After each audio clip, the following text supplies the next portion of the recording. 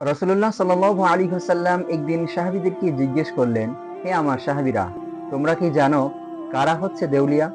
তখন সাহাবীগণ বললেন, যার টাকা পয়সা ও ধন সম্পদ নেই সেই তো দেউলিয়া।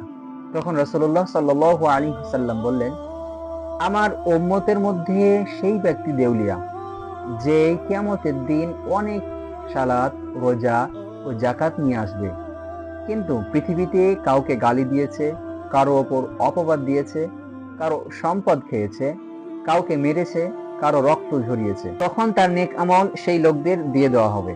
আর যদি তার নেক আমল শেষ হয়ে যায়, তাহলে সেই লোকদের গুনাহসমূহ তার উপর চাপিয়ে দেওয়া হবে এবং তারপর তাকে জাহান্নামে নিক্ষেপ করা হবে। এই হাদিস থেকে আমরা 4টি বিষয় শিক্ষা পাই। 1 নাম্বার হচ্ছে, কেবল ইবাদতই আমাদের জন্য যথেষ্ট নয়, আমাদের আচরণ ও হক আদায় গুরুত্বপূর্ণ। 2 নাম্বার, মানুষের হক নষ্ট করলে আখিরাতে বিপদ। কারো সম্মান বা সম্পদ নষ্ট করা মারাত্মক অপরাধ। 3 নাম্বার, তুমি অন্যের গুনাহ বহন করবে যদি তুমি তাদের ওপর জুলুম করো।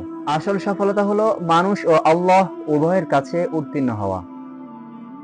তাই ইবাদতের পাশাপাশি মানবিকতা ও ইনসাফ রক্ষা করাও জরুরি।